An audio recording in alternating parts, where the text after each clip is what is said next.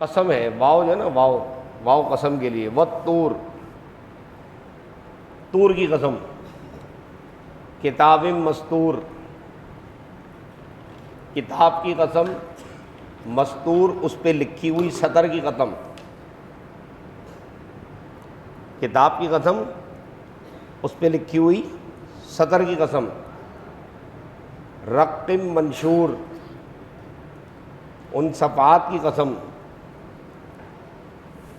آپ یہ دیکھیں کہ دین اسلام وہ پہلا دین، وہ پہلا مذہب ہے جس نے لکھنے اور پڑھنے کی اہمیت کو اجاگر کیا۔ پہلی وحی اقرا، پڑھو، اور اس کے بعد قرآن مجید فرقان حمید میں بار بار قرآن اپنے ماننے والوں کی ذہن سازی کرتے ہوئے بار بار پڑھنے لکھنے کی دعوت فکر دے رہا ہے کہ آؤ اور آ کر پڑھو۔ ہندوازم میں وید اور منو شاستر اور دیگر ان کی کتابیں جو ہیں وہ ان کے مذہبی رہنما پڑھ سکتے ہیں، وہ بھی جو بہت کوئی اپنے گمان کے مطابق کوئی اعلیٰ نسل کے ہوں، پتہ نہیں کیا کہتے ہیں اس کو، لیکن جو کم نسل کے لوگ ہیں وہ نہیں پڑھ سکتے۔ اسی طریقے سے کرسچینٹی کے اندر جو مقدس کتاب ہے Bible, old Testament, new Testament, وہ صرف ان کے چرچ کے جو ٹھیکیدار لوگ ہوتے ہیں وہ پڑھ سکتے ہیں۔ اس طرح پارسی مذہب کی مقدس کتاب ہے وہ ان کے مذہبی لوگ پڑھتے ہیں۔ صرف اور صرف ایک اسلام ہے جس نے کتاب ہر مسلمان کے ہاتھ میں دی ہے کہ ہر مسلمان اس کو پڑھے اور اس کو پڑھ کر اس سے دین کو سیکھے۔ نہ کسی پلمبر کی باتوں میں آنے کی ضرورت ہے اور نہ کسی جناب والا غامدی اینڈ کمپنی کی باتوں میں آنے کی ضرورت ہے۔ آپ کے اندر اللہ نے یہ صلاحیت ودیعت کی ہوئی ہے، آپ خود کوشش کریں، پڑھیں، کس نے منع کیا آپ کو؟ اور آپ کہیں گے جناب ہمیں عربی نہیں آتی، تو ہمارے امام اہل سنت فاضل بریلوی رحمۃ اللہ تعالیٰ علیہ نے یہ احسان فرمایا نا کہ کنز الایمان، اردو ترجمہ قرآن شاہکار ہے، عشق مصطفیٰ صلی اللہ تعالیٰ علیہ وسلم، ایک ایک حرف سے دریا بہا دیے انہوں نے، در بے بہا دیے۔ تو قرآن مجید فرقان حمید کو پڑھنے کی عادت ڈالیں تو قرآن اپنے پڑھنے والوں کی تربیت بھی کرتا ہے۔ سب سے پہلا دین اسلام ہے جس نے لکھنے کی، پڑھنے کی، اور آپ دیکھیں کہ ابھی میں مدینہ شریف حاضر ہوا تو احد پہاڑ کی زیارت کرنے کے لیے گیا، تو احد پہاڑ کی زیارت کے دوران بعد پہاڑ کے ایسے اندرونی مقامات ہیں غار ٹائپ کے، اور احد پہاڑ کے علاوہ بھی کچھ ایک ایسی جگہ ہے جہاں پہاڑوں پر صحابہ اکرام علیہم رضوان کے ہاتھ کی رائٹنگ پر لکھا ہوا آج بھی موجود ہے۔ اتنی خوبصورت عربی میں لکھا ہوا ہے۔ اور ہمارے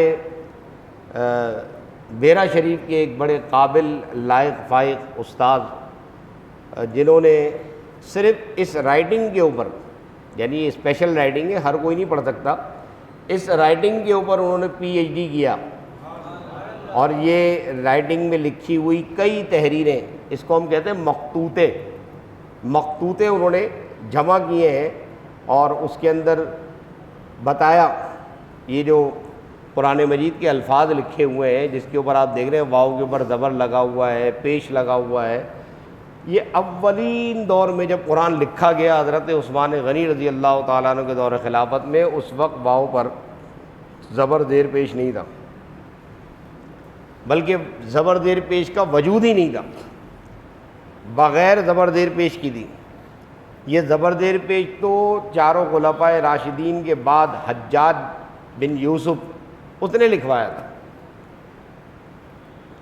تو قرآن مجید فرقان حمید کی یہ جو تزئین و آرائش آپ دیکھ رہے ہیں، یہ زبر زیر پیش لگا ہوا ہے، آیتیں لگی ہوئی ہیں، سورت کا نام موجود ہے، پھر یہ مدنی صورت ہے، یہ مکی صورت ہے، یہ سب چیزیں جتنی بھی اس کے اندر موجود ہیں یہ سب کی سب خلفائے راشدین کے دور کے بھی بہت بعد میں لکھا گیا۔ اگر آپ عثمانی دور کا لکھا ہوا قرآن جو حضرت عثمان غنی رضی اللہ تعالیٰ عنہ نے لکھا ہے، ان کے دور میں جو لکھا گیا، وہ نسخہ آج بھی مدینہ میوزیم کے اندر موجود ہے۔ اگر آپ اس قرآن مجید کے نسخے کو دیکھیں گے تو آپ کو سمجھ میں کچھ نہیں آئے گا کہ یہ لکھا ہوا گیا ہے۔ ایک الگ رائٹنگ ہے، نہ اس میں زبر ہے، نہ زیر ہے، نہ پیش ہے، نہ جناب آیتیں ہیں، نہ صورت ہے۔ اور ابھی بھی سعودی حکومت کے تحت جو قرآن مجید چھاپے جاتے ہیں، آپ جب عمرہ کرنے، حج کرنے اللہ تعالیٰ آپ کو لے جائے، آپ کے بعد مجھے لے جائے، وہاں قرآن آپ کھولیں گے تو آپ حیران رہ جائیں گے کہ وہاں پہ قرآن کریم کی ان صورتوں کے کوئی مطلب یہ کہ شروع کا پتہ نہیں ہوتا، سپارہ شروع ہو گیا پتہ ہی نہیں چلے گا آپ کو۔ ہمارے یہاں تو پتہ چلتا ہے نا بھئی اب یہ آج 27واں ہمارا ختم ہوا ہے، اب 28واں ہمارا شروع ہو رہا ہے، اب 29واں شروع ہو رہا ہے، وہاں پتہ ہی نہیں چلے گا آپ کو۔ تو کہنے کا مقصد یہ ہے کہ یہ تحریر اور تحریر کی اہمیت یہ ہمارے یہاں اتنی زیادہ ہے اور اس کی اتنی زیادہ تاکید کی گئی ہے کہ نبی اکرم سید عالم صلی اللہ تعالیٰ علیہ وآلہ وسلم کو اللہ تبارک و تعالیٰ نے گویا اس بات کا حکم بھی دیا، اور آپ صلی اللہ تعالیٰ علیہ وسلم کے وسیلے سے ہمیں اس بات کا حکم دیا کہ یا ایھا الذین آمنوا، اے ایمان والوں، اذا تداینتم بدین الی اجل مسمى فاکتبوہ، جب تم کوئی لین دین کیا کرو تو آپس میں لکھت پڑھت کیا کرو۔ وَلْيَكْتُبْ بَيْنَكُمْ كَاتِبٌ بِالْعَدْلِ، اور جب تم لکھا کرو تو تم دونوں کے درمیان ایک کاتب ہونا چاہیے جو عدل کے ساتھ دونوں کا ایفیڈیوٹ لکھے اور ایفیڈیوٹ بنائے۔ ہمارے یہاں جو سب سے بڑا عیب ہے، وہ سب سے بڑا عیب یہ ہے کہ جب ہم لین دین کرتے ہیں تو کسی بھی قسم کی لکھت پڑھت کا کام نہیں کرتے، کسی کا نہیں ہوتا۔ یہ ہمارے سینکڑوں میمن سیٹ بیٹھے ہوئے، ان کی اپنی ایک پرسنل ڈائری ہوتی ہے، اس پرسنل ڈائری میں یہ لکھتے رہتے ہیں، اس کو اتنے پیسے دیے، اس کو اتنے، ہر میمن کاکا کے پاس جو نا یہ ڈائری رکھی ہوئی ہوتی ہے، اس کو اپنی جان سے زیادہ سنبھال کے رکھ، جان چلی جائے ڈائری نہیں دے گا وہ، کوئی کھول بھی نہیں سکتا اس ڈائری کو، ہے نا، بڑی امپورٹنٹ ڈائری ہوتی ہے۔ تو ان لوگوں کے اندر ہے یہ کہ چیزوں کو مینشن کرتے ہیں، لیکن اکثر لوگوں کو میں نے دیکھا ہے کہ وہ کسی کو پیسے دے دیے، کسی سے لے لیے، نہ کوئی لکھا، نہ دینے کا پتہ ہے نہ لینے کا پتہ ہے، اچانک رات کو مر گیا تو اب جس کے پیسے لیے ہوئے وہ پریشان، جس سے لینے وہ پریشان۔ تو قرآن کریم نے تاکید کی ہے، اے ایمان والوں، جب بھی لین دین کرو، چاہے 50 روپے کا لین دین کرو، چاہے 50 کروڑ کا لین دین کرو، یہ رہنے دو کہ میں نے تمہیں زبان دی، زبان کی کوئی اہمیت نہیں ہے، زبان کی کوئی اہمیت نہیں ہے، زبان کی کوئی حیثیت نہیں ہے۔ حضرت محمد عربی صلی اللہ تعالیٰ علیہ وسلم کے سیرت میں ہمیں ملتا ہے کہ آپ نے جس کسی سے ادھار لیا، جس کسی کو ادھار دیا، حضرت بلال رضی اللہ تعالیٰ عنہ کے بعد ایک رجسٹر ہوتا تھا، اس میں ڈیٹ، بندے کا نام اور جو چیز دی گئی ہے یا لی گئی ہے وہ پورے طور پر مینشن کی جاتی تھی۔ اور آج بے شمار فساد اور بے شمار جھگڑے آتے ہیں کہ جس میں لکھنے پڑھنے کا نہیں ہے، بس ٹھیک ہے جی، ہو گیا بس بھائی ہے نا، ہم بھائی ہیں، دوست ہیں، بھائی دوست یہ سب بات کی چیزیں ہیں، سب سے پہلے حکم قرآنی ہے۔ تو اپنی عادت بنائیں لکھنے اور پڑھنے کی اور چیزوں کو مینشن کرنے کی۔ جیسے میں نے آپ کو صبح فجر کی نماز میں قضا نمازوں کا مسئلہ بتایا کہ قضا نمازوں کے حوالے سے بھی پہلے آپ یہ مینشن کریں کہ ہمیں کتنے سال کی نمازیں پڑھنی ہیں، اور پھر وہ قضا نمازیں ترتیب وار آپ پڑھیں اور اس کو ڈائری میں لکھتے جائیں۔ جب آپ اس کو لکھتے جائیں گے تو اس سے یہ ہوگا کہ ایک طے شدہ منصوبے کے مطابق آپ اپنی تمام کی تمام قضا نمازیں ادا کرنے میں کامیاب ہو جائیں گے۔ یہ ہر کام اندازے سے کرنا اور اپنے یادداشت کی بنیاد پہ کرنا یہ ایک غیر اسلامی کام ہے، جہالت کا کام ہے، اس کا علم کی دنیا سے اور اسلام کی دنیا سے کوئی لینا دینا نہیں، یہ صرف جاہلوں کا کام ہے۔ قرآن مجید فرقان حمید نے ہمیں تربیت کرتے ہوئے فرمایا کہ اگر ماں باپ ایمان والے ہوں اور ماں باپ عقیدے کے صحیح العقیدہ ہوں، ایمان مضبوط ہو، صحیح العقیدہ ہوں، تو یہ تو جنت میں جائیں گے ہی جائیں گے، لیکن اپنے پیچھے اگر انہوں نے صحیح العقیدہ اولاد چھوڑی ہے، یہاں پہ عمل کی بات نہیں ہو رہی ہے، والذین آمنوا، ایمان والوں کی بات ہو رہی ہے، وہ جو ایمان لائے، واتبعتہم ذریتہم بإیمان، اور ان کے پیچھے ان کی اولاد بھی ایمان لائی۔ اس آیت کو دیوبندی وہابی کان کھول کے، کان کا میل نکال کے پھر سنیں، اور آنکھوں پہ چشمہ لگا کے، دیدے پھاڑ کے پھر دیکھ کے پڑھیں کہ یہاں پہ عمل کی بات نہیں ہو رہی۔ یہ جو بوریا بستر اور لوٹا لے کر گھماتے رہتے ہیں گلی گلی گلی گلی گلی گلی کہ بس عمل کیجیے، بس عمل کیجیے، تو یہ ذرا قرآن مجید کی آیت کھول کے پڑھ لیں۔ عمل ایک ثانوی چیز ہے، اس عمل کے اندر سینکڑوں عیوب ہیں۔ یہ عمل جو ہم کر رہے ہیں اس میں ریاکاری، یہ عمل جو ہم کر رہے ہیں اس کے اندر سستی ہے، کاہلی ہے، یہ عمل جو ہم کر رہے ہیں اس عمل کے اندر قبولیت کے ابہام ہے، شکوک ہے۔ لیکن قرآن مجید فرقان حمید نے نجات کی جو بات کی ہے، جب بھی نجات کی بات کر رہا ہے، یہی ایک آیت نہیں ہے، اس کے علاوہ جتنی بھی آیتیں جہاں نجات کی بات کر رہا ہے قرآن، کون؟ آواز نہیں آئی۔ قرآن جب نجات کی بات کرتا ہے تو وہ کہتا ہے عقیدہ درست کرو، عقیدہ۔ اگر عقیدہ درست ہے تو آپ کی نجات کنفرم ہے، کوئی آپ کو نہیں روک سکتا جنت سے۔ اور عقیدہ درست نہیں ہے تو نمازوں کا انبار لگا لو، حج کا انبار لگا لو، عمرے کا انبار لگا لو، خیرات زکوٰۃ صدقات کا انبار لگا لو، یہ گارنٹیڈ ہے تمہاری مغفرت نہیں ہوگی، تمہیں ٹکے کے بھاؤ نہیں پوچھا جائے گا۔ لیکن ایمان اور عقیدہ درست ہے، مضبوط ہے، اور پیچھے تم نے اولاد کی تربیت کی ہے، ان کا ایمان بھی عقیدہ درست ہے، مضبوط ہے، تو پھر قرآن مجید فرقان حمید نے کہا کہ اللہ تبارک و تعالیٰ فرماتا ہے کہ تمہیں بھی جنت میں داخل کرے گا، پیچھے تمہاری ایمان والی اولاد کو بھی جنت میں داخل کرے گا، نہ ان کے عمل سے کوئی کمی کرے گا، نہ ان کے عمل سے کوئی کمی کرے گا، دونوں کو پروردگار اپنی خاص جناب سے خیر و برکت سے مالا مال فرمائے گا۔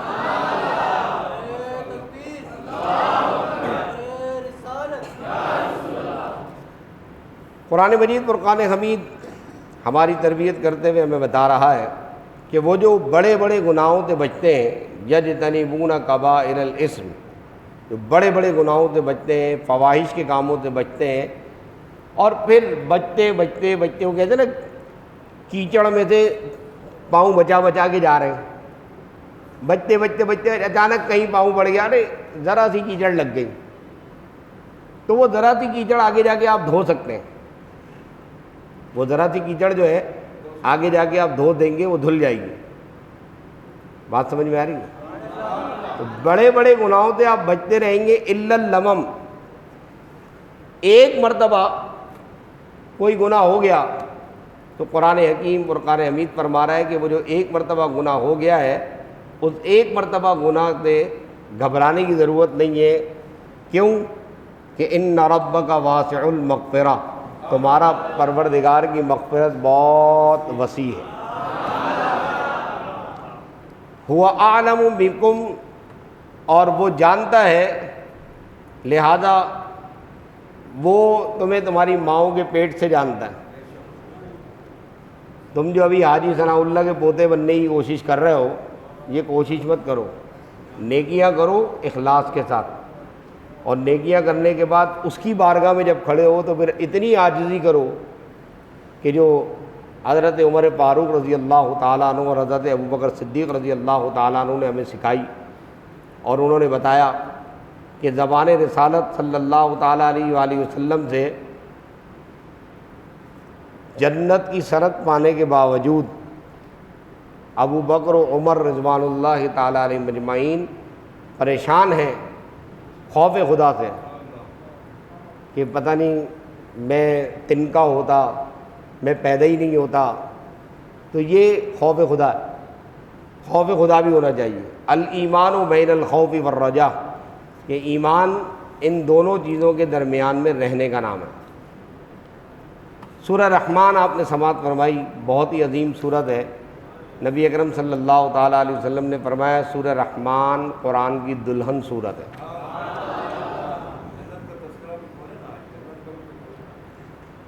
جنت کا تذکرہ اس کے اندر ہے، لیکن اس سے پہلے ایک آیت کی تکرار بار بار ہو رہی ہے. فَبِأَيِّ آلَاءِ رَبِّكُمَا تُكَذِّبَانِ. اس آیت کی تکرار بار بار ہونے کا علماء مفسرین نے اپنے اپنے مزاج کے حساب سے جواب دیا ہے. میں ایک چھوٹا سا جواب دے کر کے بہت سارے سوالات کے جوابات دے دوں گا. اور وہ ایک اعتراض یہ ہے کہ جو لوگ کہتے ہیں نا کہ جنات کا کوئی وجود نہیں ہے، اس جگہ اللہ تبارک و تعالیٰ نے انس و جن ایک آیت میں دونوں کو شامل کیا. بس یہ بہت سارے اعتراضات کا جواب. آئندہ کبھی کوئی آپ کے سامنے جن کا انکار کرے نا اور کیمرے کے سامنے چیلنج کرے کہ جن میرے کو لا کے دکھاؤ، اس کو بولو سورہ رحمان پڑھ لو، وہاں موجود ہے. ایک ہی صف میں کھڑا کر دیا ہے جن اور انس کو، اور بار بار پروردگار نے فرمایا کہ تم اللہ کی کون سی نعمت کو جھٹلاؤ گے اے جن و انس. پھر یہاں سورہ رحمان میں جہنم کا بھی تذکرہ کیا گیا ہے. ھذہ جہنم التی یکذب بہا المجرمون. یہ ہے وہ جہنم جس کو جھٹلایا کرتے تھے، جس کا وعدہ کیا گیا ہے. اس جہنم کو دکھایا جائے، یہ ہے وہ جہنم. دنیاوی مسافت کے اعتبار سے حدیث شریف میں آتا ہے کہ 500 ماہ کی مسافت، یعنی ایک آدمی 500 ماہ تک چلتا رہے کہاں پہنچے گا؟ 500 ماہ کی مسافت سے جہنم کی آگ کے شعلے لپک لپک کے پکڑ رہے ہوں. اب سوچ رہے ہیں آپ جہنم کی آگ کیا ہے. یطوفون بینہا وبین حمیم آن. اس جہنم کی آگ اور اس کی گہرائی ایسی ہے کہ سرکار دو عالم صلی اللہ علیہ وسلم صحابہ کرام کے ساتھ بیٹھے ہوئے ہیں، ایک زوردار دھماکے کی آواز آئی تو آپ صلی اللہ علیہ وسلم خوف زدہ ہو گئے. صحابہ کرام نے پوچھا یا رسول اللہ یہ دھماکہ کیسی آواز آئی؟ اللہ کے رسول صلی اللہ علیہ وسلم نے ارشاد فرمایا ہے کہ فرشتوں نے جہنم کی ایک وادی ہے، اس کا نام ہے ویل، کنواں. اس ویل میں ایک پتھر پھینکا تھا، پتہ نہیں کب، وہ آج آ کے گرا ہے اس میں. اتنا گہرا جہنم ہے. تو یہ جہنم کے جو تذکرے کیے جا رہے ہیں یہ اسی لیے کیے جا رہے ہیں، بتایا جا رہا ہے کہ ایسا نہیں ہے کہ تم یہ سمجھو کہ ہم جیسے یہاں پر رشوت دے دیتے ہیں یا ہم پیسے دے دیں گے یا یہ دے دیں گے یا وہ دے دیں گے. کسی بھی صورت میں جہنم سے نجات نہیں، کوئی صورت ہے ہی نہیں. جو مشرک جہنم میں جائے گا وہ ابد الآباد ہمیشہ ہمیشہ ہمیشہ خالدین فیہا ابدا جہنم میں رہے گا. اور جو مومن جنت میں جائے گا وہ ہمیشہ ہمیشہ ہمیشہ خالدین فیہا ابدا جنت میں رہے گا. اور وہ جنت ایسی ہے کہ جس کے لیے اللہ تبارک و تعالی نے فرمایا کہ جو خدا کی بارگاہ میں کھڑے ہونے سے ڈر جائے، وَلِمَنْ خَافَ، جس کے دل میں خوف خدا پیدا ہو جائے، اس کے لیے 2 جنتیں، ایک نہیں 2 جنتیں. اور پھر وہ جنتیں بھی ایسی ہیں کہ فیہما عینان تجریان، اس کے اندر نہریں بہہ رہی ہیں. فاکہۃ زوجان، اس کے اندر فروٹ ہیں، بہترین قسم کے پھل ہیں، بہترین فرش بنایا ہوا ہے، بیٹھنے کے لیے تخت لگے ہوئے ہیں. ایک جنتی تکیہ لگائے اپنے تخت پہ بیٹھا ہوا ہے، ٹھنڈی ٹھنڈی میٹھی میٹھی ہوا چل رہی ہے، چاروں طرف اس کے غلام کھڑے ہوئے ہیں. ایک کے ہاتھ میں شربت کا جگ ہے تو دوسرے کے ہاتھ میں دودھ کا شربت ہے تو تیسرے کے ہاتھ میں شہد کا شربت ہے تو چوتھے کے ہاتھ میں شرابن طہور کا شربت ہے. حوریں کھڑی ہوئی ہیں، ایک میٹھی میٹھی سی ٹھنڈی ٹھنڈی سی ہوا چل رہی ہے اور سانس سے اس کا ذکر الہی جاری و ساری ہے کہ اچانک فضا میں اڑتا ہوا ایک پرندہ جا رہا ہے. وہ پرندے کو دیکھے گا کہ واہ کیا خوبصورت پرندہ ہے، کاش کہ یہ بھنا ہوا ہوتا میں اس کو کھاتا. یہ سوچ کر نگاہ جیسے نیچے رکھے گا تو وہ پرندہ بھنا ہوا اس کی پلیٹ میں رکھا ہو. پھر وہ جنتی اس پرندے سے لطف اندوز ہوگا، کھائے گا پیے گا، اس کی ہڈیوں کو پلیٹ میں جمع کر دے گا. وہ جیسے ہی کھا پی کے فارغ ہوگا تو وہ دیکھے گا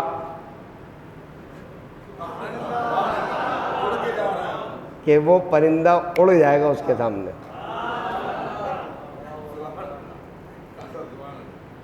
جنت کے حوالے سے بہت ساری باتیں ہیں، اور ہمارے یہاں سوشل میڈیا پہ جنت کا مذاق بھی بہت بناتے ہیں کہ جنت میں حوریں ہوں گی تو بیوی کہاں جائے گی اور بیوی بھی حوروں کے درمیان میں کھڑی ہوگی وغیرہ وغیرہ. یہ مذاق نہیں ہے، یہ جس کو آپ مذاق سمجھ رہے ہیں. یہ اللہ تبارک و تعالیٰ نے اپنے صالحین بندوں کے لیے نعمتیں تیار کی ہیں، اور دنیا کا بھی نظام ہے. یہ دنیا کا بھی نظام ہے کہ دنیا کے اندر بھی آپ دیکھیں نا کہ دنیاوی اعتبار سے جب آپ کسی کام کو پائے تکمیل تک پہنچاتے ہیں تو اس کام کے پائے تکمیل تک پہنچانے پر آپ کو انعام و اکرام سے نوازا جاتا ہے. یہ دنیا کا بھی نظام ہے. آپ کرکٹ کا میچ جیت جاتے ہیں، آپ کو بڑے بڑے انعامات ملتے ہیں. آپ جناب والا کالج یونیورسٹی کے اندر امتحانوں میں پاس ہو جاتے ہیں، آپ کو بڑے بڑے انعامات ملتے ہیں. تو یہ اللہ تبارک و تعالیٰ کا طریقہ کار ہے کہ جب آپ رمضان کے پورے روزے رکھیں گے، پوری تراویحیں پڑھیں گے اور اعتکاف کے اندر بیٹھ کر لیلۃ القدر کو تلاش کریں گے، تلاوت کلام مجید کریں گے، روزہ رکھیں گے، ذکر اذکار کریں گے، پورا مہینہ آپ عبادت کریں گے، تو پھر لیلۃ الجائزہ کی رات کو نبی پاک سید عالم صلی اللہ علیہ وسلم نے ارشاد فرمایا، جس کا مفہوم یہ ہے کہ لیلۃ الجائزہ کی رات کو اللہ تبارک و تعالیٰ آسمان و زمین کے فرشتوں کو بلا کر کے یہ کہتا ہے بتاؤ اس مزدور کی کیا مزدوری ہے جس نے اپنی مزدوری پوری کی ہے. اور فرشتے کہیں گے مالک الملک جس نے مزدوری پوری کی ہے اس کو مزدوری ملنی چاہیے. تو لیلۃ الجائزہ کی شب، لیلۃ الجائزہ انعام کی شب، اللہ تبارک و تعالیٰ انعام کیا دیتا ہے؟ اپنی رضامندی لکھ کر دے دیتا ہے.